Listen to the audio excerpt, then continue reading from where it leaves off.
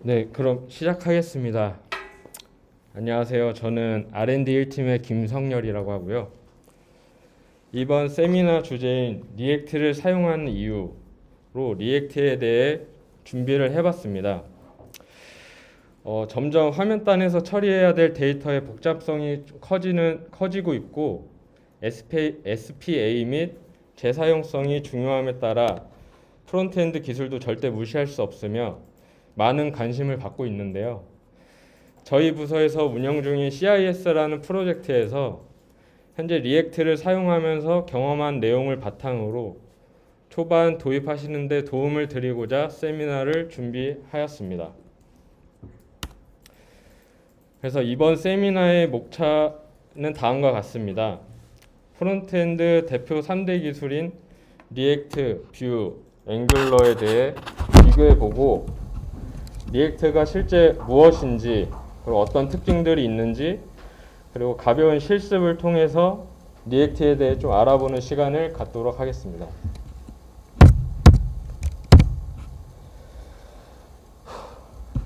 리액트를 본격적으로 알아보기 전에 리액트와 더불어 많은 인기를 얻고 있는 프론트엔드 기술의 앵귤러와 뷰가 있는데요. 이 세 가지 기술에 대한 차이점을 먼저 간단하게 짚어보겠습니다. 리액트는 페이스북과 인스타를 만든 메타라는 회사에서 만들었고요. 뷰는 개인 개발자가 만들었고 앵귤러는 구글이라는 회사에서 만들었습니다. 세 개 모두 오픈 소스로 되어 있어서 자유롭게 사용하실 수 있고 개인 개발자 또는 여러 기업에서 유지보수 및 개발 관리를 진행하고 있습니다. 뷰와 앵귤러는 프레임워크인 반면 리액트는 라이브러리라고 칭합니다. 이 라이브러리 특징에 대해서는 다음 장에 제가 자세하게 설명드릴 예정이니 넘어가겠습니다. 그리고 리액트와 뷰는 자바스크립트 문법을 기본적으로 지원을 하고 있습니다. 근데 앵귤러는 타임스크립트라는 문법을 강제하도록 되어 있는데요. 이 부분 때문에 앵귤러를 사용하기 위해서 타임스크립트라는 새로운 개념도 같이 배워야 하는 부분에 있어 좀 높은 부담감이 있으실 수 있습니다. 그리고 리액트와 뷰는 화면 처리를 위해 버추얼 돔이라는 개념을 사용하고 있습니다. 그리고 구글은 인크리멘털 돔이라는 것을 사용하고 있는데요.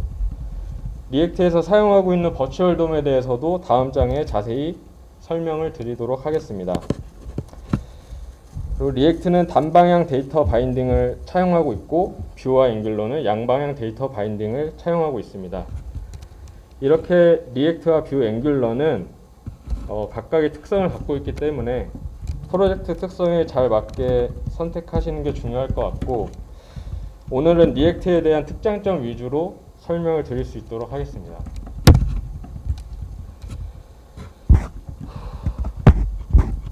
우선 리액트가 현재 프론트엔드 개발자들 사이에서 얼마나 많이 사용되고 있는지 지표를 좀 같이 살펴볼 건데요. 현재 보시는 지표는 NPM 트렌드 지표로 최근 5년간 리액트와 뷰, 앵귤러 그리고 가장 많이 쓰고 있는 jQuery에 대한 사용 지표를 추출해 봤습니다. 실제 리액트는 이 연두색 바로 매년 상승폭이 큰 것을 확인하실 수 있는데요. 나머지 3개 기술은 사용량이 많이 증가하지 않는 것을 확인하실 수 있습니다.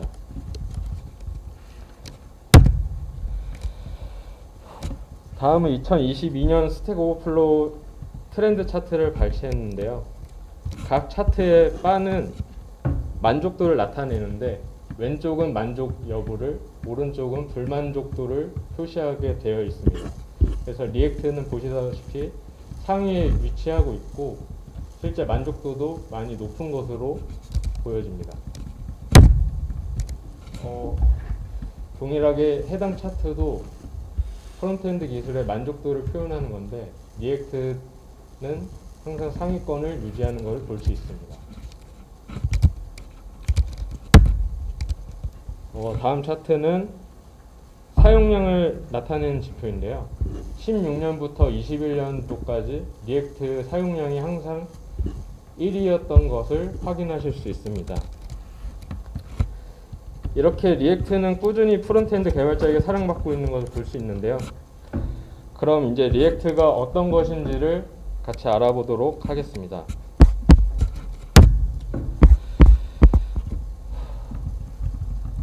앞에서 잠깐 얘기했듯이 뷰나 앵귤러는 자바스크립트 프레임워크입니다. 프레임워크로 지정되어 있기 때문에 페이지 이동을 위한 라우터라든지 HTTP 통신 등 웹 개발에 필요한 기본적인 라이브러리를 자체적으로 다 내장을 하게 되어 있는데요. 이런 식으로 뷰나 앵귤러는 자기네들 구조에 맞게 라이브러리를 내장해서 제공을 하고 있습니다. 이런 면에서 자유도는 낮지만 온전히 비즈니스 개발을 집중할 수 있게 하는 장점을 주고 있습니다. 이에 반해 리액트는 자바스크립트 라이브러리입니다. 리액트는 사용자의 화면을 효율적으로 렌더링 하는 데 특화된 라이브러리라고 할 수 있습니다. 이 말은 다시 말해서 UI 렌더링 처리에 특화된 라이브러리이기 때문에 앞에 설명드린 프레임워크와 달리 리액트는 웹 개발에 기본적으로 요구되는 페이징을 이동하기 위한 라우팅 기능이나 HTTP 통신을 위한 기능들을 기본적으로 제공하고 있지는 않습니다. 그래서 리액트를 사용하려면 목적에 따라 다양한 추가적인 라이브러리들을 같이 사용해 주셔야만 하고요. 각 기능별 라이브러리를 다양하게 선택할 수 있는 부분에 대해서 자유도가 높다고 볼 수는 있는데 실제 이런 라이브러리 하나하나의 특성들을 학습해야 되는 부분에 대해서 좀 부담이 되실 수 있을 것 같습니다. 근데 리액트의 생태계가 잘 구축되어 있어서 레퍼런스가 많이 있기 때문에 따로 적용하시는데 큰 어려움은 없으실 것 같고요. 그럼 다음 특징들을 설명드리겠습니다. 리액트의 큰 특징 중 하나가 가상돔을 사용한다는 점이 있는데요. 가상돔을 사용함으로써 웹 애플리케이션 성능을 극대화시켰다고 얘기를 하고 있습니다. 그래서 이 가상돔을 이해하기 위해서 브라우저 화면이 어떻게 렌더링이 되는지의 과정을 좀 알아야 돼가지고 간단하게 설명을 좀 드리도록 하겠습니다. 실제 우리가 브라우저를 통해 웹사이트를 접속하면은 이런 HTML 파일을 서버로부터 전달받게 되고 브라우저는 왼쪽 이 HTML 파일 형식의 HTML 문서를 분석해서 화면을 표현해 줍니다. 이런 HTML 엘리먼트 하나하나를 트리 형태로 표현한 것이 돔이라는 건데요. 이렇게 돔 HTML 태그 하나하나가 돔의 노드로 같이 표현되는 것을 볼 수 있습니다. 그래서 개발자들은 돔이 제공하고 있는 API를 통해서 돔의 구조들을 많이 조작하고 변경하시고 계실 텐데요. 흔히 getElement by ID나 querySelector 같은 API를 호출해서 해당 돔을 선택하고 그 돔의 내용이나 스타일이나 구조 등을 조작하시고 계실 겁니다. 그래서 이런 일련의 웹페이지를 보여주는 과정을 CRP라고 하는데요. 실제 첫 번째로 HTML 문서를 파싱해서 돔 트리를 만들고 스타일 시트를 파싱해서 스타일 규칙을 생성합니다. 그래서 이 두 가지를 조합해서 렌더 트리라는 것을 만들게 되고 그 렌더 트리를 통해서 화면의 레이아웃, 위치나 크기 등을 레이아웃을 설정하게 됩니다. 그 기반으로 페인트, 화면에 출력하는 과정을 진행하게 되는데요. 예를 들어서 이 빨간색 화면에 표현된 빨간색 div의 속성을 조작하게 되면은 HTML 파서가 이 해당 div를 찾게 됩니다. 그래서 해당 div를 제거하고 새로운 DIV로 렌더링을 하는 과정을 겪게 되는데요. 이 과정이 한 번만 발생하면은 큰 문제가 없는데, 이 렌더링 과정이 노드 하나하나 조작할 때마다 앞에 5가지 과정이 발생하게 되거든요. 그 과정이 반복적으로 수행되면 상당히 파싱 처리하고 화면에 그려지는데 무거운 작업이 될 수 있고, 이 작업으로 인해서 화면을 그리는데 느리게 동작하는 원인이 될 수 있습니다. 바로 이런 문제를 해결하기 위해서 리액트는 가상 돔이라는 것을 선택했고요. 이를 통해 실제 돔을 조작하는 데 걸리는 시간보다 획기적으로 시간이 줄었다고 합니다. 그래서 버추얼 돔이란 실제 리얼 돔과 똑같은 내용을 그대로 복사본이라고 생각하시면 됩니다. 버추얼 돔은 실제 돔으로 존재하는 게 아니라 JS 객체로 메모리 안에 JS 객체 형태로 보관되는 애를 버추얼 돔이라고 합니다. 그렇다면 이 버추얼 돔, 가상 돔으로 렌더링 문제를 어떻게 해결했는지 좀 설명을 드리겠습니다. 리액트는 화면이 변경되기 전에 가상 돔을 보관을 하고 있고요. 그 다음 화면이 업데이트 된 이후에 화면에 나타나게 될 가상 돔을 또 생성을 하게 됩니다. 이렇게 렌더링 이전에 화면의 내용을 담고 있는 첫 번째 가상 돔과 업데이트 이후에 발생할 두 번째 가상 돔을 비교해서 정확히 어떤 엘리먼트가 변했는지를 비교를 하는데요. 이 과정을 리액트에서는 디핑이라고 표현을 합니다. 이 디핑이라는 과정을 통해서 이 엘리먼트 3개가 어떤 엘리먼트가 차이가 있고 바뀌었는지를 매우 신속하게 파악을 하게 되고, 이 차이가 발생한 부분을 실제 돔에 적용을 합니다. 그래서 이 과정을 리콘실리에이션이라고 해서 재조정이라고 합니다. 그래서 이 과정은 아까 얘기했던 일반적인 렌더링 과정과의 차이점이 어떻게 되냐면, 배치 업데이트를 하는 부분이 좀 차이가 있는데요. 이 배치 업데이트가 뭐냐면, 일반적으로 앞에서 이미지나 DIV 이 3가지 항목이 바뀌었을 때 자바스크립트는 하나하나 직접 돔을 수정하면서 3번의 렌더링 과정을 거치게 됩니다. 근데 배치 업데이트를 하게 되면 이 변경된 내용을 그룹화 시켜서 한 번에 적용을 해서 한 번에 렌더링만 하게 해주는 기법인데요. 이런 돔 조작의 비용이 가장 많이 발생하는 게 화면을 좀 그려주고 파싱하는 부분이 비용이 많이 들다 보니까 배치 업데이트는 실제 렌더링하는 부분에 대해서 많이 효율적인 획기적인 개선을 할 수 있는 이런 부분이 있습니다. 그래서 실제로 제가 자바스크립트랑 jQuery, 리액트를 가지고 렌더링의 차이를 비교하기 위해서 코드를 한번 짜봤는데요. 3개 코드 모두 div 안에 p 태그를 3만 개를 추가하는 코드를 만들어 봤습니다. 그래서 아래 결과 차트를 보시면 리액트는 181ms의 렌더링 비용이 든 거에 반면해서 자바스크립트나 jQuery는 470ms, 411ms가 비용이 들었는데요. 이렇게 큰 차이의 렌더링 비용을 확인하실 수 있습니다.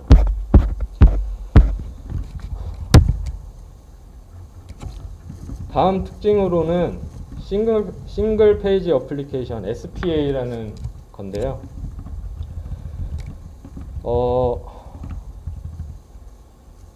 과거 웹사이트에서는 현재처럼 많이 동적인 페이지가 많이 없고 페이지 용량도 가벼웠기 때문에 특별한 이슈가 없었는데, 현재는 페이지 자체도 많이 무거워지고 유저들의 그런 인터랙션 과정이 일어나는 서비스들이 많이 생겨나면서 화면이 깜빡임이 없는 부드럽게 이동하는 그런 사이트들이 필요하게 되는 순간이 왔었습니다. 그래서 그 방식을 개선하기 위해서 SPA라는 구축 방식이 나왔는데요. 실제 리액트는 SPA라는 구축 방식을 기본으로 제공을 하고 있습니다. 그래서 SPA라는 걸 설명드리기 전에 MPA, 멀티페이지 애플리케이션에 대해서 좀 설명을 드리겠습니다. MPA 구성 방식이란 사용자의 클릭과 같이 인터랙션이 발생할 때마다 서버로부터 새로운 HTML을 받아와서 화면에 보여주는 렌더링하는 과정을 구성 방식을 말하는데요. 실제 쉽게 얘기해서 메뉴를 이동할 때마다 페이지를 계속 리로딩하는 방식을 말합니다. 이런 방식은 매번 페이지를 이동할 때마다 페이지 리소스를 가져오는 그런 로딩 시간이 필요하고 화면이 깜빡이는 사용자 경험을 제공하게 하는 단점이 있습니다. 반면 SPA는 웹 어플리케이션에 필요한 모든 정적 리소스를 최초 구동 시 한 번만 다운로드하고 이후 새로운 페이지 요청 시 페이지 갱신에 필요한 데이터만 전달받아 페이지를 갱신하는 방식입니다. 실제 이니셜라이즈 될 때 HTML 한 번만 서버로부터 요청을 하게 되고요. 그 이후에 화면에 그려지는 필요한 데이터들을 이런 식으로 제이슨이나 일부 데이터들만 요청해서 받게 되는 방식을 말합니다.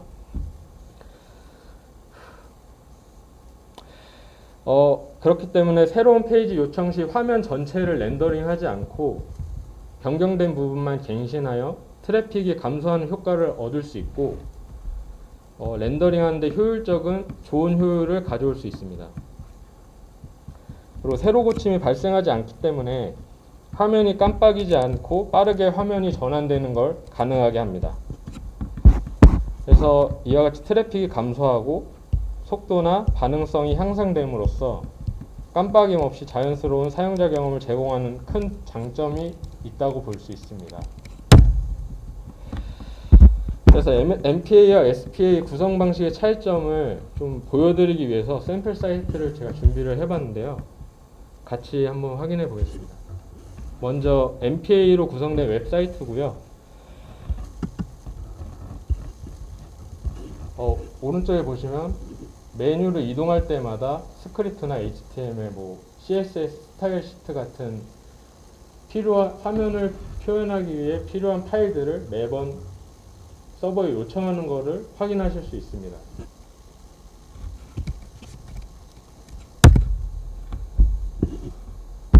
그리고 SPA로 구성된 웹페이지인데요. 해당 페이지는 리액트 공식 페이지고요.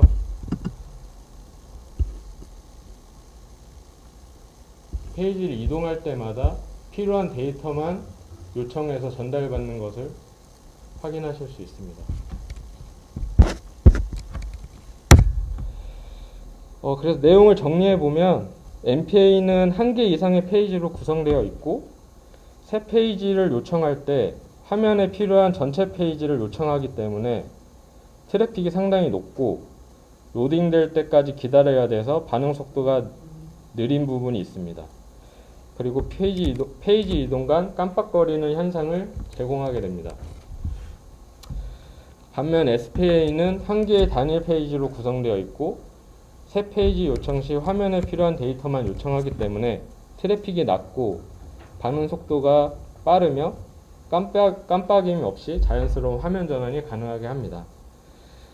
단 SPA는 초기 로딩 시 전체 페이지를 한 번에 로딩하기 때문에 요청을 하기 때문에 초기 로딩에 느리다는 단점이 있습니다.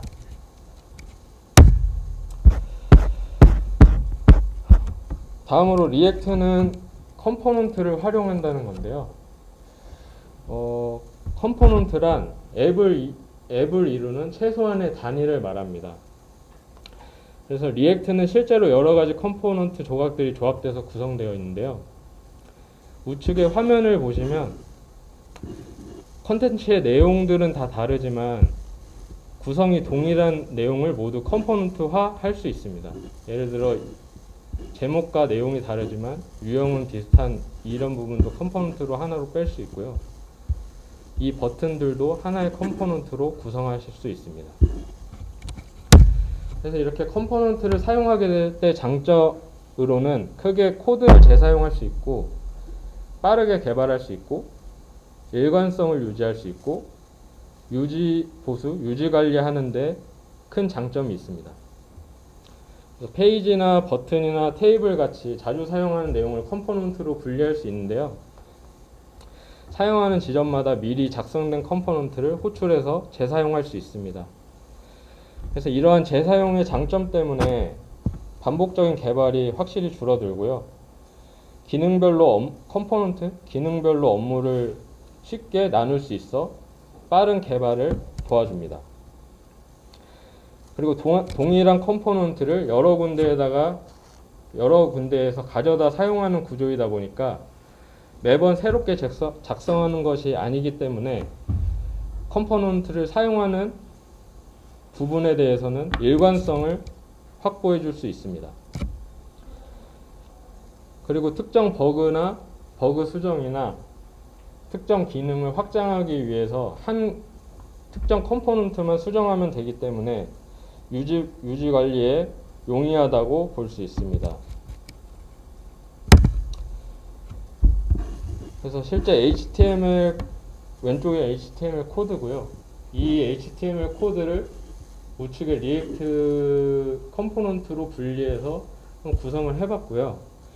실제 이것만 봤을 때는 코드 양이 더 많아져가지고 좀 불편하다고 생각하실 수 있는데 여기에서의 장점은 컴포넌트로 분리해서 이거를 참조해서 활용할 수 있다라는 장점을 보실 수 있을 겁니다. 그래서 리액트 컴포넌트는 크게 두 가지가 있는데요. 함수형 컴포넌트와 클래스형 컴포넌트 두 가지가 존재합니다. 그냥 동일하게 헬로우 리액트라는 걸 찍는 컴포넌트를 만들어 봤는데 실제 함수형 컴포넌트는 자바스크립트에서 함수처럼 선언하는 부분을 확인하실 수 있고요. 클래스형 컴포넌트는 클래스처럼 선언하는 문법적인 차이를 확인하실 수 있습니다. 그 외의 차이로는 함수형 컴포넌트는 확실히 클래스형 컴포넌트에 비해 만드는데 간편하고 클래스형은 복잡하고 로직을 재사용하는데 어려움이 좀 존재합니다. 그리고 클래스형은 함수형에 비해 메모리 사용률이 높고 빌드된 결과물의 크기가 더 크다고도 합니다. 이러한 단점에도 불구하고 클래스형을 사용했던 이유가 있었는데요. 그거는 상태 관리와 라이프 사이클 API라는 걸 리액트에서 제공하는데 16.8 이전에는 클래스형에만 제공을 했었습니다. 근데 16.8 릴리즈가 되면서 훅이라는 기능이 도입되었고 이 훅 기능을 통해서 함수형에서도 동일하게 처리를 하는 게 가능하게 되었습니다. 실제로 클래스형은 신뢰할 수 없게 만드는 문제가 발생하고 좀 코드 최소화에 어려움이 있다라는 내용 때문에 리액트 팀 자체에서도 함수형 컴포넌트를 사용하기를 권장하고 있고요. 실제 리액트 팀에서 15년 10월부터 함수형 컴포넌트에 대한 성능 개선 발표를 했고 실제 커뮤니티 상에서도 현재까지 45% 이상의 성능이 개선됐다고 얘기가 되고 있습니다. 리액트의 다음 특징으로는 JSX 문법을 사용할 수 있다는 건데요. JSX는 자바스크립트의 확장 문법으로 이렇게 많이 설명이 되어 있는데 이 부분은 이따 실습을 통해서 한번 다시 좀 설명을 드리도록 하겠습니다.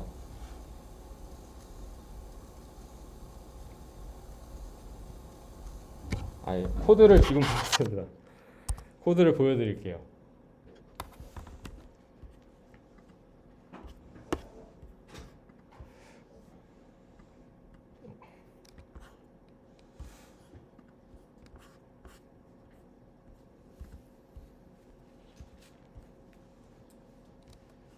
실제 여기에 써 있는 게 JSX 문법을 활용해서 작성을 한 컴포넌트고요.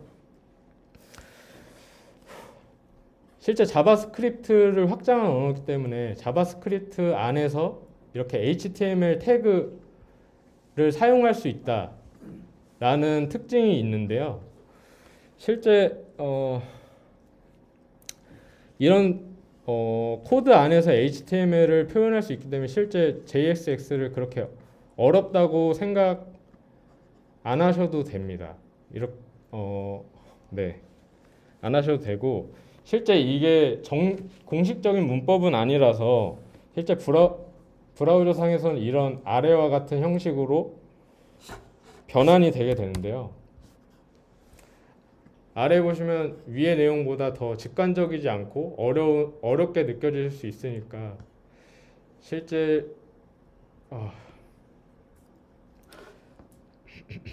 네, 이런 복잡한 코드를 작성하는 것보다 위에 JS 문법을 차용해서 활용하시는 게 더 직관적이고 개발하시는 데 도움이 되실 겁니다.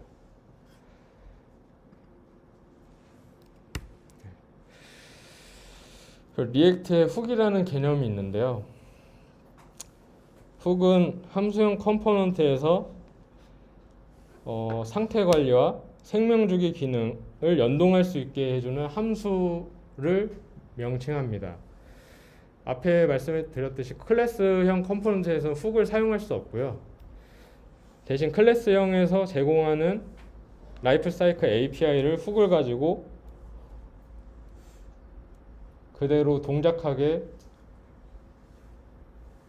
구현할 수 있습니다.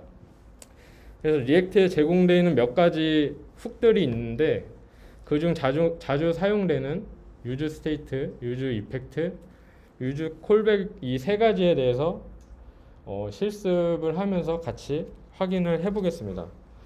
그래서 여기까지는 설명을 마치고요. 실습을 통해서 좀 리액트를 활용하는 걸 같이 진행해 보겠습니다.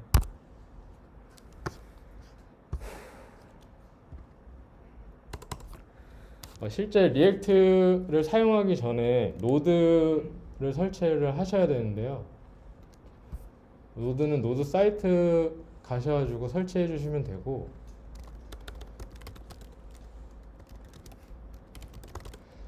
노드를 설치하면 npm도 같이 설치되는 참고해 주시면 됩니다. 그래서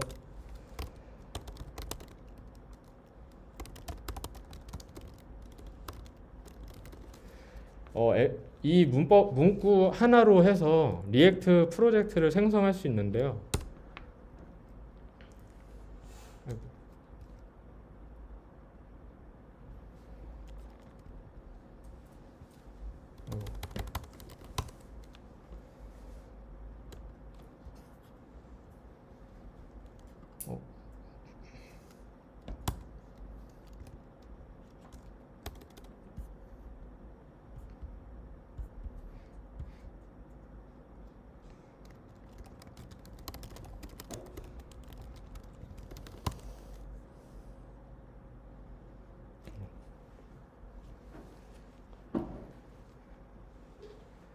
네, 이렇게 크리에이트 리액트 앱을 실행하시면은 이게 오래 걸려서 제가 미리 만들어 놨습니다.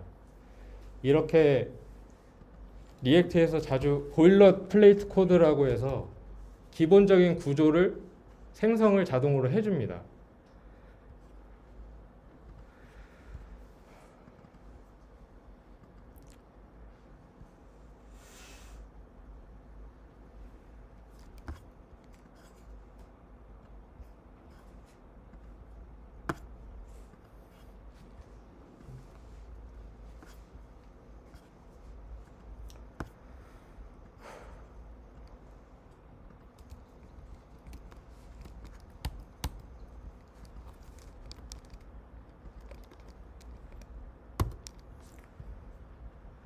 네, 그래서 실제 생성된 프로젝트를 실행하면 이런 페이지를 보게 되실 건데요.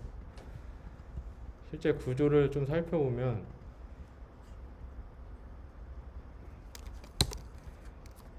인덱스 HTML 안에는 별다른 내용이 없고 div id가 루트인 div 하나만 바디에 존재하게 됩니다. 그리고 실제 인덱스 JS가 실행되게 되는데 여기에서 루트 아이디를 찾고 여기에 가상돔을 만들어서 이 앱이라는 컴포넌트를 렌더링 하게 되는데요.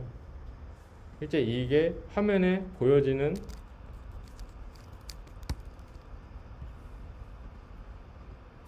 내용입니다. 그래서 우리가 이런 식으로 컴포넌트를 분리를 할 수 있는 장점이 있는데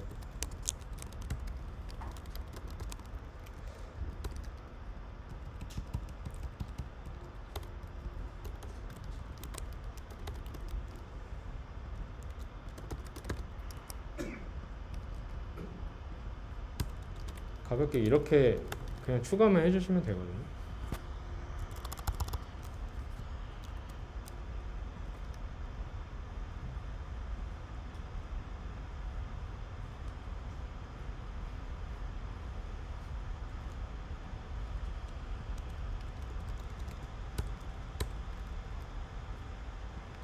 네.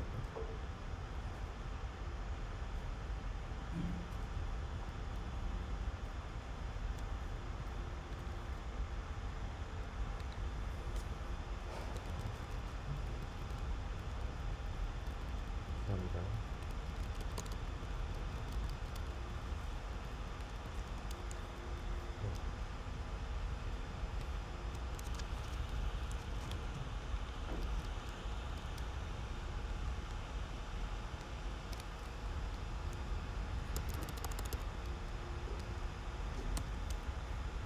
네, 이렇게 적용되는 걸 보실 수 있죠.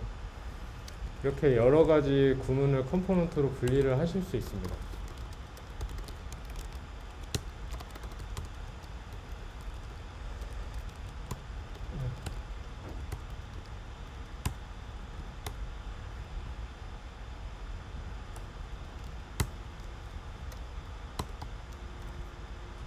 사용하는 데는 어려움은 없으실 거고요. 실제 우리가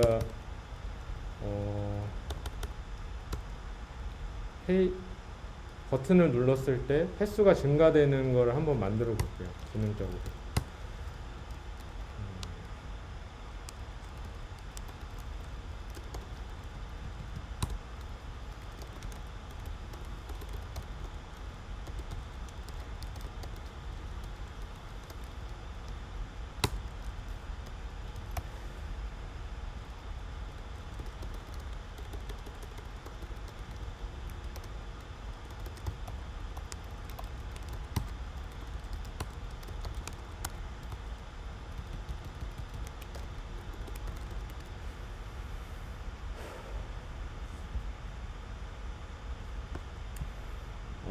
실제 유즈 스테이트가 아까 저희가 설명하려고 했던 훅 기능 중 하나인데요.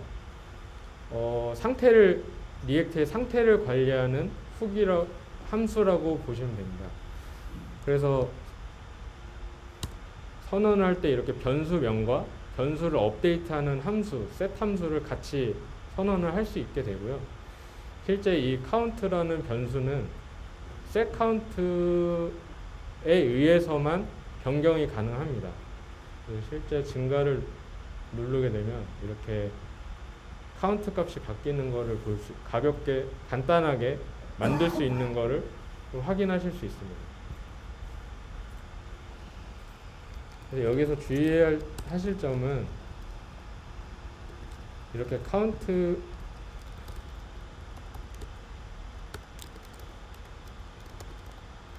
이렇게 변경이 안 된다는 부분을 좀 유의를 하셔야 되고요. 무조건 변경을 하기 위해선 set count 여기 세터 제공된 세터를 통해서만 변경이 가능하다는 것을 좀 유의를 해주시면 됩니다. 그리고 다음 훅으로 유즈 이펙트라는 훅이 있는데요.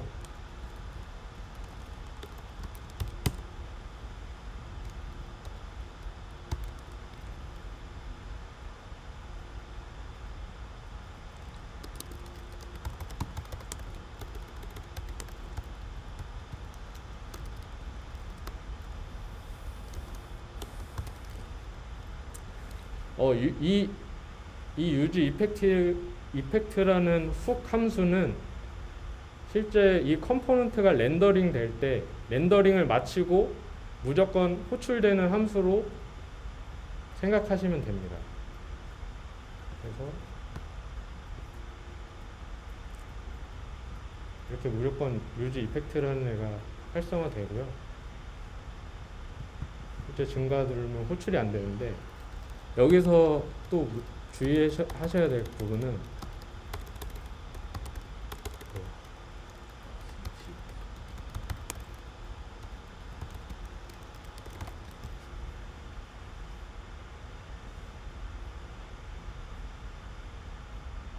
실제 상태가 바뀔 때마다 컴포넌트는 리렌더링이라는 과정을 거치게 되거든요. 그래서 보시면 렌더링이라는 콘솔이 계속 찍히는 걸 보실 수 있습니다. 근데 그래서 이 유즈 이펙트는 실제 리렌더링 될 때는 찍히지 않고요. 최초 렌더링 때만 호출되는 걸로 호출되는 훅 함수고, 실제 특정 변수가 변경됐을 때 같이 그때마다 호출되게 하고 싶으시면 그 변경을 참조할 값을 여기 대괄호 안에 넣어주시면 같이 호출되는 게 볼 수 있습니다. 이렇게 유즈 이펙트도 같이 호출이 되죠. 실제 많이 하는 실수가 유즈 이펙트의 페이지에 그리는 데이터 API 호출 구문을 여기에 많이 넣어주시는데, 그럼 무한으로 호출되는 현상이 발생할 수 있거든요. 그 부분에 대해서 좀 유의를 해주시면 될 것 같습니다.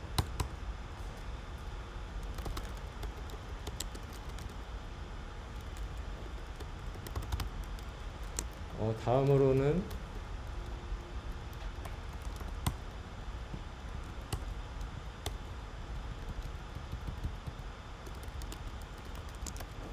유즈 콜백이라는 훅에 대해서 확인해 보겠습니다.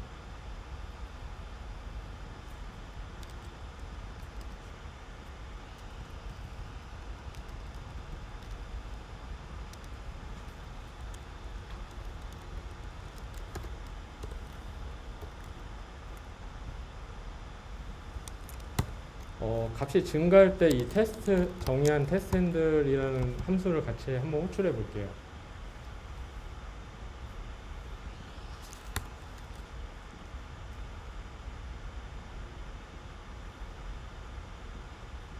그럼 여기에서 특이한 점은 테스트 핸들은 최초 값만을 갖고 있는 것을 확인하실 수 있는데요.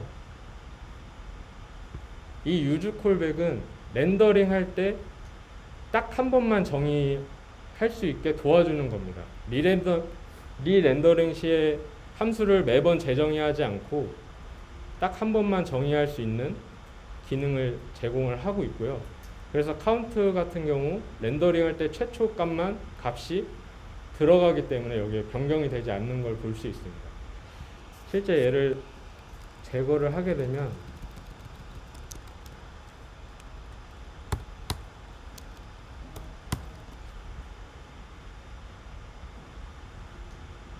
바뀌시는 거 보이시나요? 이렇게 변경이 되는 게 찍히는데, 이 카운터가 상태가 바뀔 때마다 리렌더링 과정을 겪기 때문에 얘가 재정의가 되면서 카운터는 마지막 상태값이 주입이 되는 그 과정 때문에 얘가 계속 바뀌게 되는 거고요. 실제 얘도 특정 상태가 바뀔 때만 리렌더링하게 조정을 할 수 있습니다. 그래서 얘도 동일하게 실행하면 이 카운트 상태가 바뀔 때만 얘가 재정이 되는 현상을 확인하실 수 있습니다.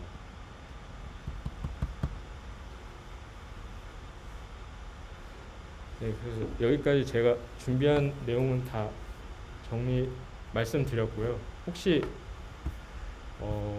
진행하시면서 궁금하신 내용이 있으시면 말씀 주시면 감사하겠습니다.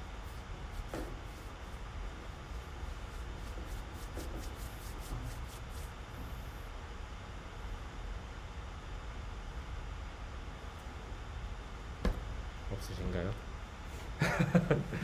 네, 좀 네, 그럼 이것으로 제 발표는 모두 마치겠고요. 참석해 주셔서 다들 감사합니다. 네, 고생하셨습니다.